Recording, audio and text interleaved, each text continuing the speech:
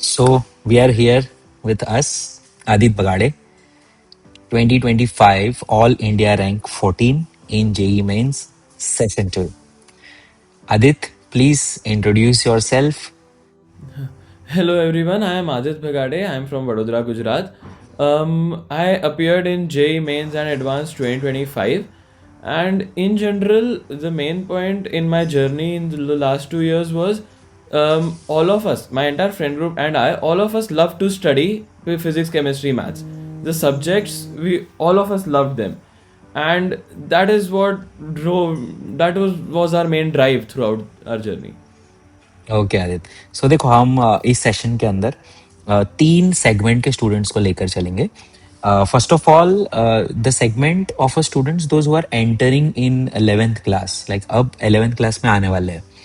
उसके बाद सेगमेंट होगा जो 12th क्लास में जाने वाला है. और लास्ट में हम डिस्कस करेंगे जिसकी 1 मंथ में जेई एग्जाम है या मेंस क्वालिफाई कर चुका है और एडवांस्ड है, तो वो यूटिलाइजेशन ऑफ टाइम कैसे करना है वो सारी हम चीजें डिस्कस करेंगे. Right, so first of all let start with the student who is entering in class 11th. Day one का माइंडसेट क्या होना चाहिए बच्चे का? मेरे हिसाब से डे वन 11 स्टैंडर्ड में जब हम आए थे तो हम सब यही था कि we wanted to study and final aim भले ही आईआईटी हो, लेकिन one step at a time, हर मोमेंट पर जो भी टीचर्स पढ़ा रहे हैं, जो भी हम पढ़ रहे हैं वो अच्छे से करना है. ऐसा अभी से अगर वो वहाँ तक अगर हम सोचने लगे तो फिर पता नहीं, घबरा जाएंगे, कुछ भी हो सकता है. But we have to take it one step at a time. हर मोमेंट पर जो भी पढ़ाया जा रहा है, जो भी पढ़ा रहे, एक एक करके, शायद अभी नहीं भी कुछ समझ आ रहा हो तो धीरे धीरे समझ आएगा. हमें एफर्ट्स तो पुट करने ही है. Means one day at a time, one thing at a time. आज जो कराया बस उससे मैक्सिमम आप आपका एनर्जी दीजिए, मैक्सिमम क्वेश्चन सॉल्व करिए. That's what you mean to say, right? हाँ सर. ओके. जैसे हम ऑलवेज देखते हैं कि तीन सब्जेक्ट्स है, बच्चा जस्ट 10th क्लास से जस्ट आ रहा है, राइट? अब उसके जो 10th क्लास की प्रिपरेशन, जो type of preparation in 10th class होती है, वो it's a very basic course. तो वहाँ पर इतना इन डेप्थ जाकर कॉन्सेप्ट्स को एक्सप्लोर नहीं किया जाता और बच्चा उसी माइंडसेट से 11th क्लास को कई बार देखता है. तो आगे जाते हुए ठोकर लगती है, गिरता है, उसे पता चलता है यार ऐसे तो नहीं होता है 11th. तो कई बार मैंने देखा है कि बच्चे ड्रॉप कर देते हैं चीजें.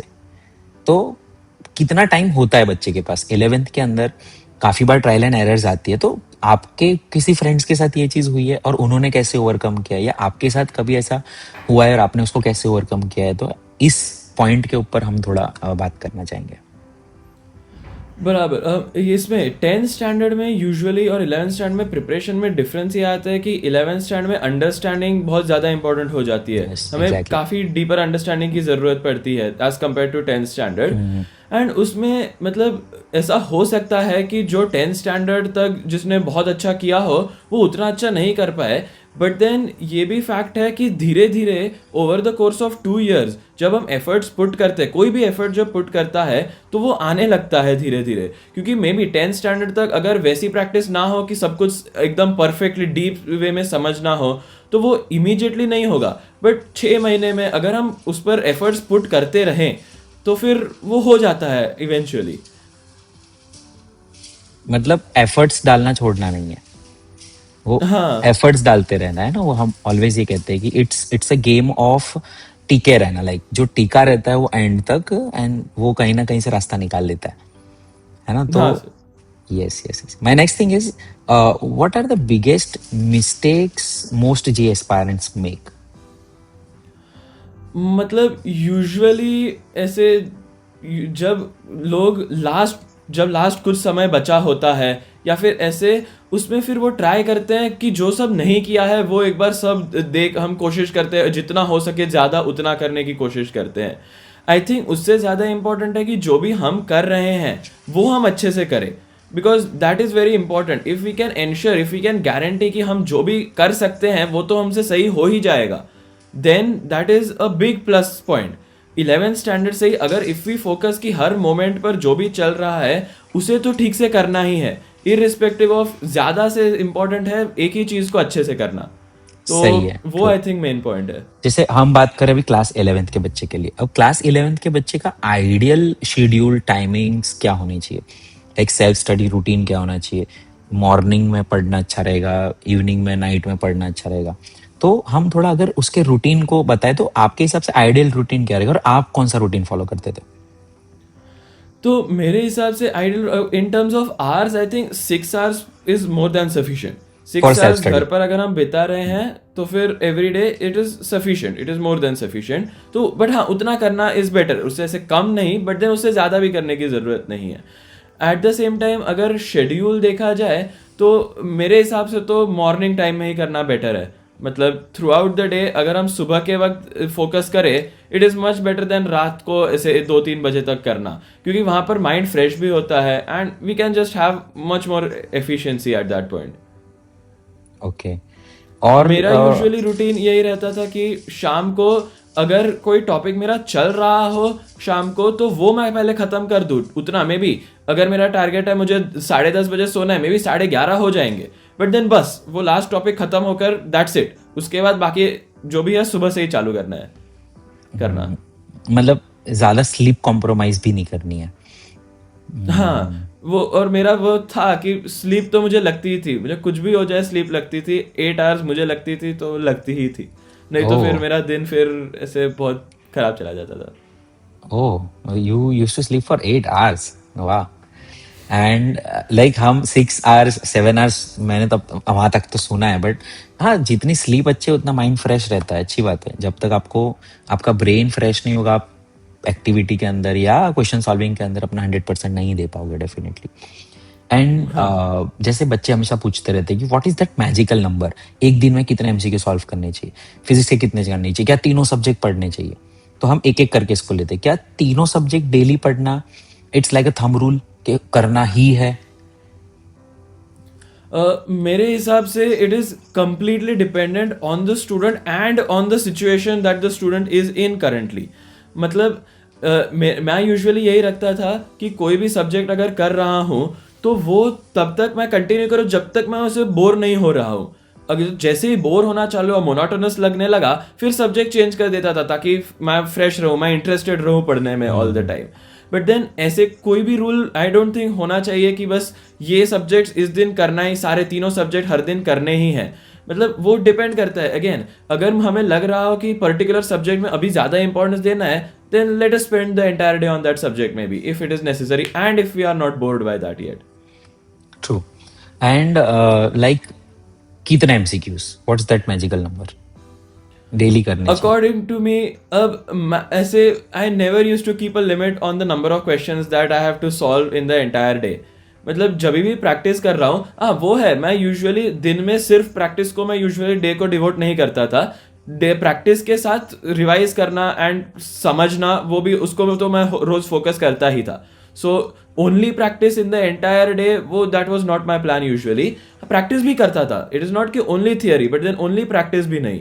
एंड एक बार मुझे थियरी में गुड इनफ कॉन्फिडेंस आ जाए, उसके बाद जितनी प्रैक्टिस हो रही है मेरे साथ, मेरे से उस दिन में, उतनी मैं करता था। एंड मैं स्पीड पर ज्यादा फोकस करता था कि एक पर्टिकुलर टाइम में, सपोज अगर मैं 1 आवर डिवोट कर रहा हूँ, तो उस 1 आवर में लेट से मैं 25 क्वेश्चन हमें अटेम्प्ट करने होते हैं, लेट से 30 ट्राई करूंगा मैं अटेम्प्ट करने के। तो 30 क्वेश्चन इन 1 आवर में अटेम्प्ट करने की फिर कोशिश करता था। But then number of hours पर फिर देखता था, ठीक है कितने क्वेश्चन होने चाहिए, ऐसा फिक्स नहीं कि हाँ, वो नंबर ऑफ फिर क्वेश्चन पहले ऐसा भी डिसाइड होता है करने कि होता था। क्वालिटी ऑफ क्वेश्चंस क्या है, उस पर भी डिपेंड करता है कि you are approaching for single conceptual questions और you are approaching a multi conceptual questions. यहाँ पे बहुत सारी चीजें एक साथ आ रही है, एडवांस लेवल के क्वेश्चंस लगा रहे हो, तो वहां पे हो सकता है क्वेश्चन लिमिट हो जाते हैं, मतलब बहुत कम होंगे क्वेश्चन, नंबर ऑफ क्वेश्चन आपको कम हाँ दिखेंगे, बट क्वालिटी ऑफ प्रैक्टिस और इन डेप्थ प्रैक्टिस उसमें ज्यादा रहती है। हाँ, तो वो भी है, मतलब ऐसा कुछ हम नहीं कह सकते, वो क्वेश्चन की क्वालिटी देखकर ही पता चलता है कि आप किस टाइप के क्वेश्चंस कर रहे हो, तो उसी पे नंबर डिपेंड करेगा। तो ये भी बच्चे कई बार पूछते रहे, सर कितने करने चाहिए, like what's that ideal number? तो it depends on the type of questions which you are attempting. और जब तक आपको लग रहा है यस कि जैसे यू हैव टाइम और चीजें अगर रूटीन में जा रही है, फ्लो में जा रही है, तो करो as many questions as you can. Right. Now, next is see, this is a very long journey, and a student of an age of 15, 16 years current situation is that there are lot of distractions. मतलब focus कर पाना next to it's very difficult बच्चे के लिए.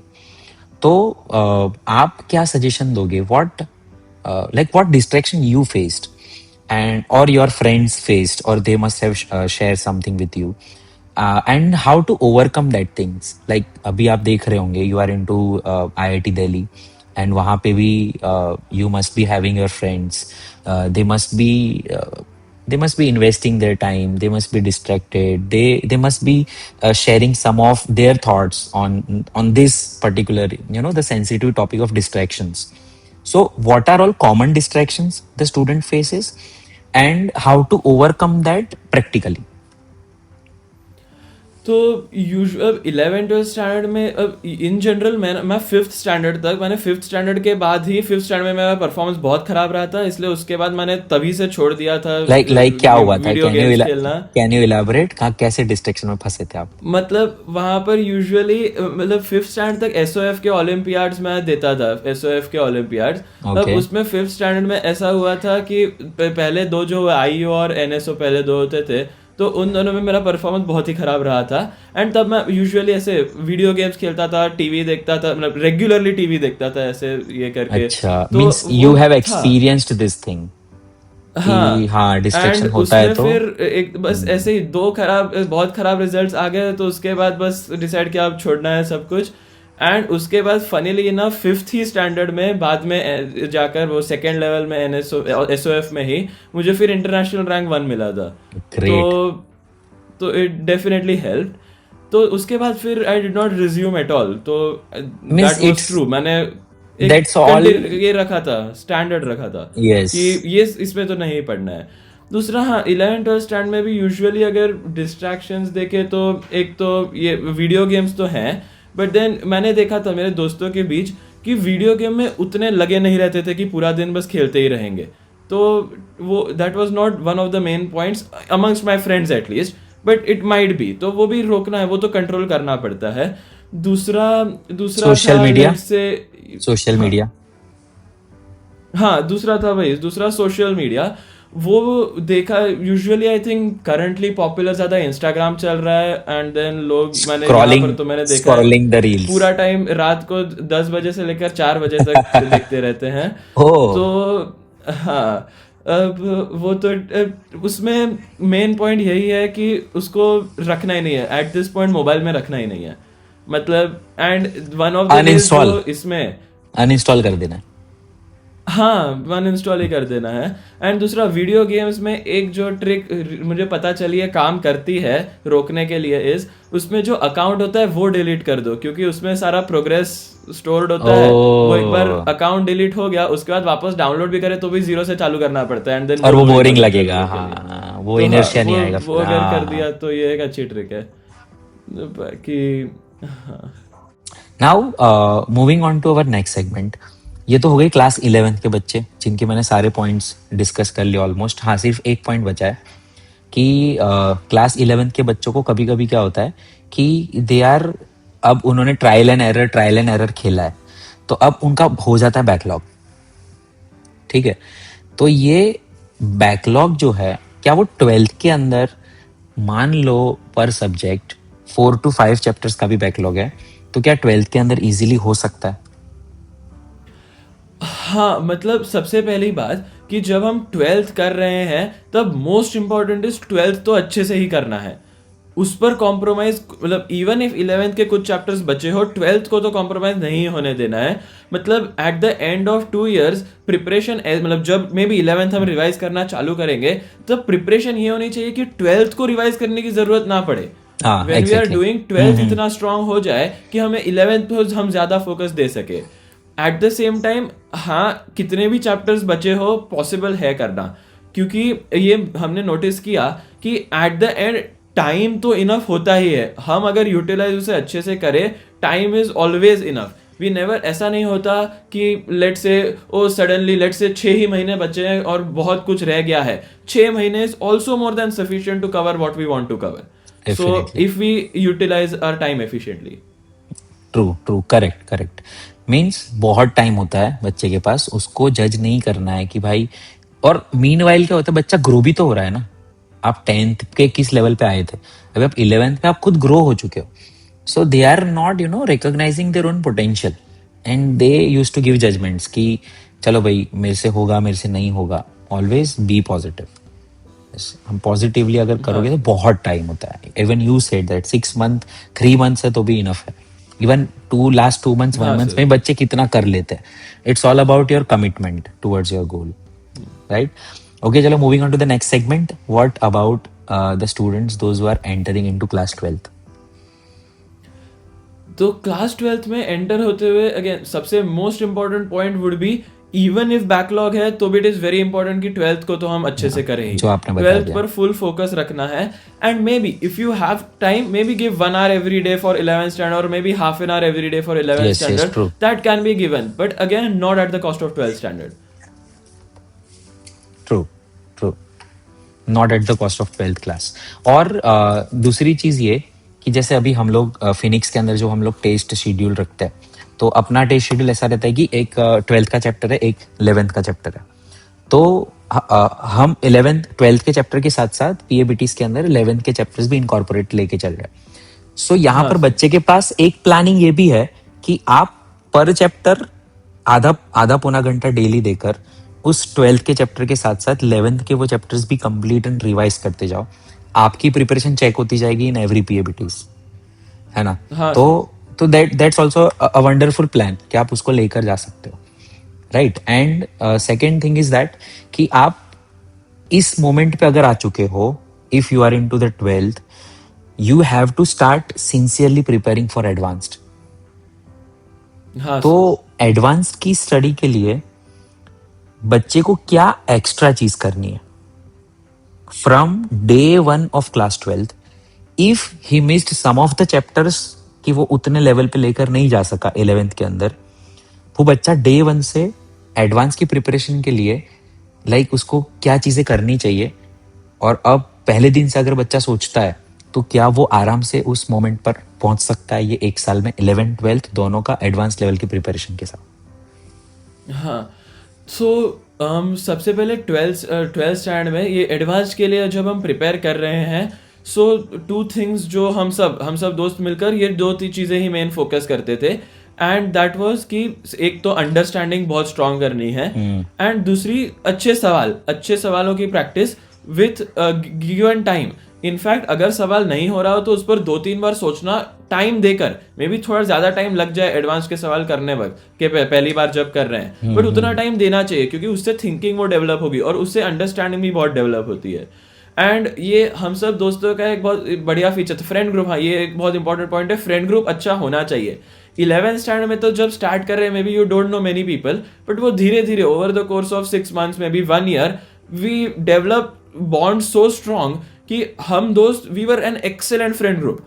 And it was kind of like हमारे एक दूसरे के साथ ऐसे रोल्स भी काफ़ी अच्छे थे। जैसे मैं और मेरा भूषण, हम दोनों सोचने पर काफ़ी फोकस करते थे। हम सोचते थे, कोई आइडिया हम समझाने की कोशिश करते थे, अगर समझ नहीं आ रहा है तो हम उस पर सोचते थे और वो हम डिस्कस करते थे एक दूसरों के साथ, फ्रेंड्स के साथ डिस्कस करते थे।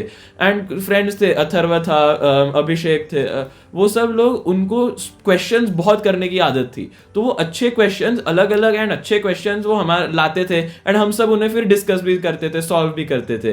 तो ऐसे करके ऑल ऑफ अस टुगेदर साथ में जब एक साथ आते थे, so it was like 6 minds giving 1 exam instead of 1 mind giving that same exam. So means it's a kind of brain storming session. एक ब्रेन स्टॉर्मिंग सेशन टाइप हो जाता है और सब ग्रो होते हैं उसमें। तो एक फ्रेंड ग्रुप भी आपका एक अच्छा सा आपको पिक करना चाहिए, भले लिमिटेड हो, may be it's a pair of just 2 लोग हैं, लेकिन सेम गोल शेयर कर रहे हो, क्वेश्चंस लगा रहे हो, अपना इनपुट दे रहे हो, डिस्कस कर रहे हो, तो इससे बेनिफिट मिलता है। हाँ सर। एंड इवन उसमें इम्पोर्टेंट ये भी है कि हमें आपस में जेलसी रखनी नहीं चाहिए। ये सब हमारे दोस्त हैं, and all of us we are together and we are doing it, we are competing with the rest of India, we are not competing amongst ourselves। And उससे इतना फायदा होता था, इट वॉज अनइमेजिनेबल। मतलब 1 घंटा सेल्फ स्टडी से जितना benefit मिलता था, उससे 3-4 टाइम्स तब मिलता था जब हम सब दोस्त मिलकर साथ में कुछ सवाल, कुछ टॉपिक्स डिस्कस करते थे। एंड उसमें मेन पॉइंट ये होता था कि अगर लेट से एक पॉइंट मैंने सपोज शेयर किया किसी के साथ कि ये मुझे बहुत बढ़िया लगा है, तो फिर अगले 3-4 टेस्ट बाद शायद मुझे ना याद रहे, बट कोई और फिर याद करता था कि अच्छा ये पॉइंट तूने ऐसे बोला था, इस सवाल को ऐसे भी कर सकते हैं हम जो तूने बोला था उससे। सो उससे इतना इतना अच्छे से डेवलप होते थे सारे टॉपिक्स एंड सारे questions, it was really true. Beneficial. तो अल्टीमेटली डूबे रहना है आपको, means you have to leave everything and just enjoy, indulge yourself into the studies, and then you will start getting results. तो मैं जहां हाँ तक सर। आपको समझ रहा हूँ, आपकी बातें समझ रहा हूँ, you were enjoying the things. You people were enjoying हाँ the things. Sir. You are a bunch of friends, 4-5 friends who regularly used to brainstorm on the things और एंजॉय करते थे. आपकी बातें भी वही होती थी. मीन्स सराउंडिंग एनवायरमेंट आपने ऐसा बना रखा था कि जो आपको ऑलवेज पुश करेगा ही करेगा और वो अच्छे रिजल्ट तक लेके जाएगा. तो हाँ माहौल सर। बहुत इंपॉर्टेंट है. Very true, very true. Now moving on to our next segment. Like twelfth class में बच्चा आ गया, वो अच्छे से प्रिपेयर कर रहा है, everything is going fine, test दे रहा है. अब वो टेस्ट देते वक्त किस चीज की प्रैक्टिस उसको करनी है, क्योंकि हमने ये चीज बहुत नोटिस की है. बच्चा गड़बड़ कहाँ पे करता है पता है? पेपर टफ आ गया, एग्जामिनेशन हॉल में बैठा है, पहला ही सवाल दूसरा ही सवाल ट्रैप क्वेश्चन है कि एक लेंदी सॉल्यूशन वाला आ रहा है. Am audible? ओके. हाँ सर। तो पहला या दूसरा ही सवाल डाल दिया जिसमें भर भर के इंटीग्रेशन आ रहा है. दो तीन सवाल डाल दिए पहले फिजिक्स में ही अच्छे से, जहाँ पे इंटीग्रेशन ये एलिमेंट लेकर करना पड़ रहा है कुछ ना कुछ. तो वहां पर जो उसको अपना मेंटल और मेंटल स्टेट क्या रखना है कि वो पेपर कंप्लीट करे अच्छे से और वो ट्रैप से निकल जाए. तो वो प्रैक्टिस उसको पूरे साल में कौन सी करनी है टेस्ट देते वक्त. Now we will discuss in detail about paper giving strategy. वो क्या होनी चाहिए और कैसे अपने आप की मेंटालिटी को और स्ट्रांग करे, मेंटली स्ट्रांग कैसे बने, और हर पेपर को अप्रोच करने का तरीका. किस टाइप के पेपर्स होते हैं, जो आपने बहुत एग्जाम्स दिए, कितने टाइप्स की एग्जाम्स होती है, कितने टाइप्स के पेपर पूछे जाते हैं और उसमें क्या मेंटल स्टेट से जाना होता है. हाँ सर। सर तो सबसे पहले बिफोर आई स्टार्ट से कि क्या क्या है, एक डिस्क्लेमर की तरह, it is very important for everyone to find out eventually. 2 साल you have enough time, 2 hours, Yes, yes. 2 years में काफ़ी टेस्ट देंगे. You have to figure out the strategy that works best for you. You have Okay. To make that a habit to figure out what works for you. अब उसमें जो भी हमने भी वही किया, हमने भी काफ़ी सारी चीज़ें एक्सपेरिमेंट की, हम सब ने मिलकर एक दूसरे के साथ भी डिस्कस किया हम क्या कर रहे हैं, एंड उसमें काफ़ी सारी चीज़ें थी विच रियली डिड बेनिफिट अस. तो उसमें फॉर एग्जांपल कुछ ये थे, जब भी कोई बहुत ज़्यादा मुश्किल पेपर हो, अगर मुश्किल पेपर हो तो, एंड ऐसे 1-2 सवाल नहीं, पूरा ही पेपर अगर लेट से बहुत मुश्किल चल रहा हो, तो उसमें हम ये कोशिश करते थे कि जो भी सवाल हम कर रहे हैं वो हम जितना अच्छे से कर सके. मे बी लेट से अगर 17 क्वेश्चंस हैं, 1 hour में 17 क्वेश्चंस करने हैं, मे बी हम 17 देख भी ना पाए, लेट से 12 ही देख पाए, बट हम कोशिश करते थे उन 12 चीज़ों को ज़्यादा टाइम देकर अच्छे से उन्हें पहले सॉल्व करने की कोशिश करें. क्योंकि दैट मीन्स अगर हम वो 12 कर पा रहे हैं, दैट प्रूव्स टू आवरसेल्व्स कि हाँ, we do have the concepts with us, we do have the understanding with us. ये इतना मुश्किल पेपर है तो उसमें लेट अस ट्राई कि हम जितना सोच सकते हैं उस क्वेश्चंस पर उतना हम सोचें. एट द सेम टाइम अगर ऐसा हो लेट से पहले 2-3 सवाल ही मुश्किल आ गए, तो वहां पर टेम्पो जाने नहीं देना है, हमें अगले सवाल को भी उतने ही इंटेंसिटी के साथ फिर अटेम्प्ट करना है, ताकि लेट से हम वो 2-3 सवाल छोड़ भी दे, लेट से हम नहीं हो ही नहीं रहे हैं, हम थोड़ा ज़्यादा टाइम दो, क्योंकि स्टार्ट ही हुआ है paper, then we can afford कि हम 1-2 मिनट एक्स्ट्रा उस पर लगा सके. अब हम True. 1-2 मिनट एक्स्ट्रा लगाकर भी कुछ हो नहीं रहा हो, then move ahead and forget those question. Maybe अगर टाइम बचे then we will come back to those question, maybe will attempt those question. But if these questions are difficult for us, we have to have that confidence कि it is difficult for the entire Everyone. Difficult for everyone. So we have to have that confidence within ourselves. Second thing, पूरा time paper में हाँ over confident बिल्कुल नहीं होना है paper देते समय कि ये तो सब आता ही है, ये कभी नहीं सोचना है. आसान से आसान सवाल भी हमें उस पर देख लेना है, हम कोई गलती नहीं कर रहे हैं उस सवाल में, but at the same time confidence lose भी नहीं करना है. कुछ भी हो जाए we must not lose confidence, क्योंकि अगर लेट से ओवर कॉन्फिडेंस में हम 2-3 आसान सवाल लेट से ब्लंडर कर देंगे, लेकिन अंडर कॉन्फिडेंस में तो हम पूरा पेपर ही ब्लंडर कर देंगे। खराब कर देंगे। सो हमें हमेशा ये रखना है कि we are confident about what we are doing, उतना ध्यान रखना पड़ता है। दूसरी बात, अगेन, कौन से किस ऑर्डर में पेपर अटेम्प्ट करना है, फिजिक्स केमिस्ट्री मैथ्स किस ऑर्डर में अटेम्प्ट करना है, that is entirely subjective. All of us used to have different patterns. For example, a lot of my friends used to try CPM, क्योंकि chemistry जल्दी हो जाएगा तो फिर बाकियों के लिए टाइम बचेगा। I used to prefer PCM, क्योंकि मेरा यूजुअली ये था कि फिजिक्स में थोड़ा ज़्यादा टाइम लग भी जाए तो भी फिर केमिस्ट्री ठीक है, थोड़ा रिकवर कर लेंगे, टाइम केमिस्ट्री में कम ही लगता है। एंड तीसरा, मैथ्स मेरा यूजुअली थोड़ा ज़्यादा स्ट्रॉन्ग था, तो फिर आई वाज लाइक कि ठीक है, मैथ्स को लास्ट रखो, उसमें अगर टाइम ना भी बचे थोड़ा तो फिर I will manage something in maths, ऐसा था।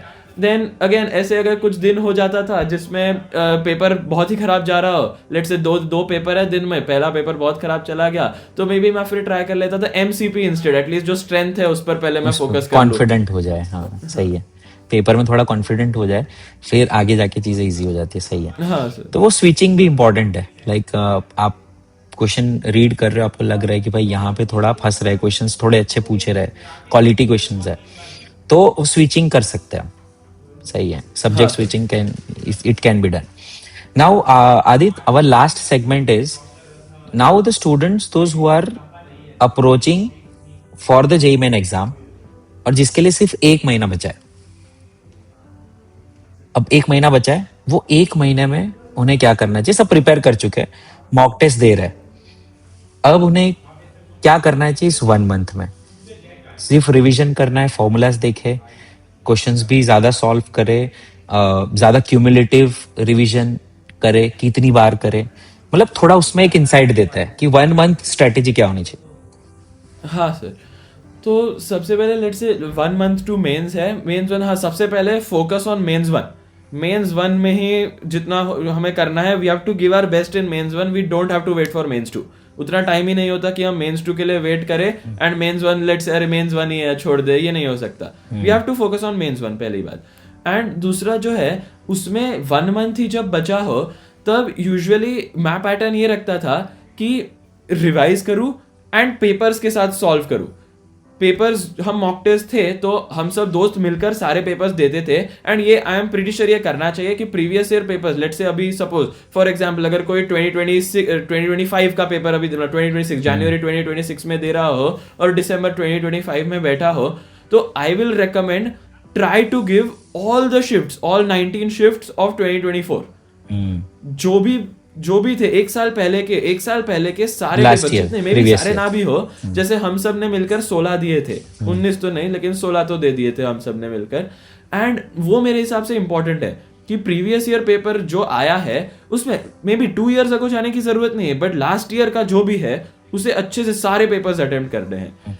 एंड हम दोस्त क्या करते थे, हम पेपर देने के बाद उन पेपर्स को थरली डिस्कस करते थे। मेंस का हो, एडवांस का भी, बट मेंस का भी हो तो भी we used to discuss the papers thoroughly after giving the paper. तो लेट्स से एक पेपर दिया, 3 आवर्स का पेपर हो, तो उसमें हम 1.5 आवर लगाते थे उसको डिस्कस करने के लिए आफ्टर द पेपर। एंड उसमें हम ये रखते थे सारे सवाल डिस्कस करने, चाहे एक सवाल एकदम फ्री सवाल हो, लेट्स से 10 सेकंड में सवाल हो गया, फिर भी हम डिस्कस करते थे। एंड अगर किसी भी बच्चे को लगा, हम सब में से किसी को भी लगा कि ये सवाल 10 सेकंड की जगह 3 सेकंड में किया जा सकता है, तो हम वो इमीडिएटली शेयर कर देते थे एक दूसरे के साथ। तो कुछ भी हो, we used to share faster techniques to solve faster tricks. में भी कोई आइडिया है हमारे दिमाग में कि इसको इस फॉर्म में भी कर सकते थे, we used to discuss that thoroughly. तो वो that helped us a lot. दूसरा, रिवाइज करते समय मैं यूजुअली यही ट्राई करता था कि क्वेश्चंस, जो भी क्वेश्चंस है, न्यू क्वेश्चंस तो पेपर दे ही रहे हैं, हम जो पेपर्स दे रहे हैं वो उससे नए सवाल तो मिल ही रहे हैं, बाकी जो पुराने सवाल हमने ऑलरेडी दे दिए हैं उनको रिवाइज करना, that according to me is very important. क्योंकि जो गलतियां हम पहले कर चुके हैं उनको तो रिपीट नहीं करनी है।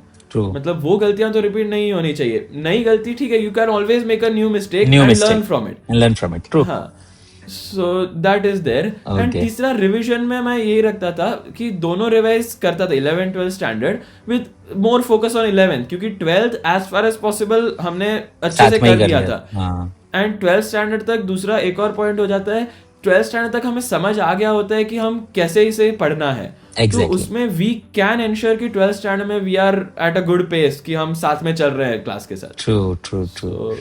Now my next question is, NCERT जो है वो ओवररेटेड है कि अंडररेटेड है? I am pretty sure it is underrated. मतलब हमें करनी चाहिए, एनसीईआरटी शुड बी डन. ना दैट इज ट्रू. जैसे फॉर एग्जाम्पल अब केमिस्ट्री में तो सब कुछ ही कर रहे हैं. करना ही है. केमिस्ट्री में NCERT is practically the most important thing out of all. So NCERT chemistry में तो करनी है. दूसरा फिजिक्स में मैंने ये नोटिस किया था कि एनसीईआरटी में कुछ आइडियाज इतने बढ़िया तरीके से उन्होंने एक्सप्लेन किए थे कि एक मतलब कोई भी चीज हमने सीखी है फिजिक्स में, लेट्स से वो डायरेक्ट उन्होंने दी भी ना हो, वो ऐसे स्टेट नहीं भी की हो, कोई ऐसे मुश्किल सवाल हो, उसको सॉल्व करने का कोई तरीका मेंशन नहीं होगा एनसीईआरटी में, बट उन्होंने एक आइडिया इतने अच्छे से प्रेजेंट किया होगा इसमें कि this is the motivation behind this, कि ये कोई भी साइंटिस्ट ने किया है तो इसके पीछे उसका मोटिवेशन क्या था, उसका थॉट प्रोसेस क्या था. ऐसे पॉइंट्स बहुत सारे दिए हर चैप्टर में एनसीईआरटी के, एंड दैट इज अमेजिंग. वो अगर हम पढ़ें तो फिर उससे अंडरस्टैंडिंग बहुत अच्छे से डेवलप हो जाती है फिजिक्स में. एंड इन जनरल मैथ्स में आई एग्री एनसीईआरटी थोड़ी कम यूजफुल रहती है मैथ्स में. मैथ्स में हमने ये नोटिस किया था, सेट थियरी जो चैप्टर है that was the only important chapter in the entire of NCERT. उसमें उन्होंने काफी अच्छे से एक्सप्लेन किया इक्विवेलेंस क्लासेस, तो वो एक इंपॉर्टेंट चैप्टर था. बट बाकी यूजुअली मैथ्स की एनसीईआरटी बहुत यूज नहीं होती है, मतलब जब हम मेंस एंड एडवांस के लिए प्रिपेयर कर रहे हैं. Okay. Then my next question is, can you like specifically tell me which chapters according to you in physics, chemistry and maths can give the maximum return on investment? मेरे हिसाब से okay maths में चलो तो चलो I think five matrices five था. chapters, five chapters per subject. सो हाँ, तो सबसे पहले मैथ्स में तो फर्स्ट नंबर तो मैं दूंगा मैट्रिसेस को. मैट्रिक्स एंड डिटर्मिनेंट वाला चैप्टर था, मैट्रिसेस, उसमें भी प्राइमरीली मैट्रिसेस, उसमें सवाल यूजुअली हो जाते हैं. तो अगर हमने डिसेंट इनफ डेवलपमेंट, उसमें डिसेंट इनफ हमारा थिंकिंग कर रखा हो तो those questions happen very easily. Second I think जिसमें इंपॉर्टेंट है कि हम सोचे थोड़ा ज्यादा, तो वो इसमें differentiability and continuity and differentiability वाला chapter and consequently application of derivatives, वो चैप्टर, वो दोनों चैप्टर में थोड़ा सोचना पड़ता है हमें. स्टार्टिंग से ऐसे इमेजिनेशन डेवलप करनी पड़ती है. कोई फंक्शन हो तो उसे इमेजिन कैसे कर सके हम, तो वो इमेजिनेशन एक बार डेवलप हो गई उसके बाद सारे सवाल हम सोचकर कर सकते हैं. So these are two more chapters which I would say definitely work in maths. And even third thing I think ये vectors and 3D 3D ये दो chapters जो हैं, इस साल बहुत क्वेश्चंस आए 2026, बहुत हाँ क्वेश्चंस आए सर, वेक्टर 3D से. अच्छा बराबर. तो वो दोनों चैप्टर्स में इंपॉर्टेंट यही है कि उसमें एक फिक्स तरीका है सॉल्व करने का, एंड वो अगर हम स्ट्रॉन्ग कर दे तो सवाल हो ही जाता है. वेक्टर्स एंड 3D में यूजुअली ऐसे कुछ भी रैंडम सवाल नहीं आ जाता है. उसमें ऐसा ही सवाल होता है जो हमने पढ़ा है उसमें से ही आता है, एंड मतलब ऐसा आता है जो हम कर पाएंगे.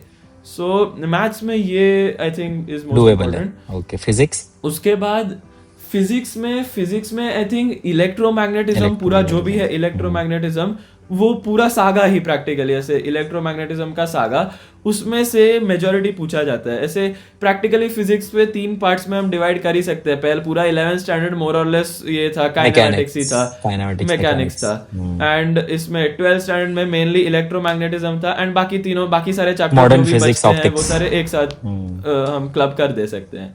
तो उसमें मोस्टली एक बार 11th स्टैंडर्ड हो जाए वो तो पूरा मैकेनिक्स में ही होता है. ये हमने नोटिस किया था कि 11th स्टैंडर्ड में जो मैकेनिक्स के सवाल हमें मुश्किल पड़ रहे थे, हम कर नहीं पा रहे थे, मे बी जब हम सवाल कर रहे थे, वो 12th स्टैंडर्ड में जाकर आसानी से होने लग जाते थे.